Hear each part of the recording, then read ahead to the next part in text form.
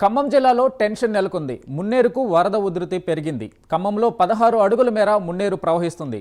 ఎగువ ప్రాంతాల్లో భారీ వర్షాలకు మున్నేరుకు వరద పోటెత్తింది. కాలువ ఒడ్డులో మున్నేరు వరద ఉధృతిని జిల్లా కలెక్టర్ అనుదీప్ పరిశీలించారు.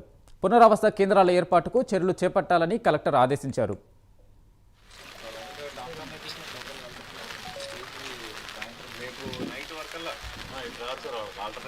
మున్నేరు వాగు ఉధృతంగా ప్రవహిస్తుంది కాబట్టి ప్రజలందరూ అప్రమత్తంగా ఉండి మీ విలువైన వస్తువులు మరియు పత్రాలను ముందుగానే భద్రపరచుకోవాల్సిందిగా కోరడమైనది. మొంతా తుఫాను ప్రభావంతో తెలంగాణ వ్యాప్తంగా విస్తారంగా వర్షాలు కురుస్తున్నాయి. తుఫాను ప్రభావంతో ఉమ్మడి ఖమ్మం జిల్లాలో భారీ వర్షాలు పడుతున్నాయి. భద్రాద్రి కొత్తగూడెం జిల్లాకు రెడ్ అలర్ట్ జారీ చేశారు. జూలూరుపాడు, చంద్రుగొండ, అన్నపరెడ్డిపల్లిలో ఏకదాటిగా వాన పడుతుంది.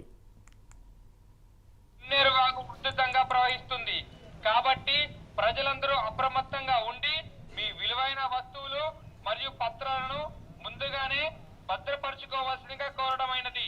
మున్సిపల్ కార్పొరేషన్ తరపున నయాబజార్ కాలేజీలో రిహాబిలిటేషన్ సెంటర్ ను ఏర్పాటు చేయడం జరిగింది. అవసరమైతే వరద పరిస్థితులను బట్టి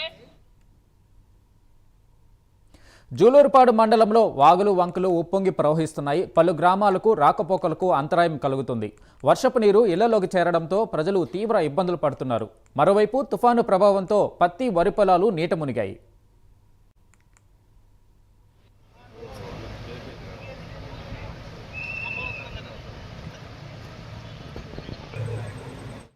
చేయడం జరిగింది. అవసరమైతే వరద పరిస్థితులను బట్టి సమీప ప్రజలు ఆ సెంటర్ కు చేరుకోవచ్చును. ఇట్లు నగరపాలక సంస్థ ఖమ్మం. మున్నేరు వాగు ఉధృతంగా ప్రవహిస్తుంది కాబట్టి ప్రజలందరూ అప్రమత్తంగా ఉండి మీ విలువైన వస్తువులు మరియు పత్రాలను ముందుగానే భద్రపరచుకోవాల్సిందిగా కోరడమైనది.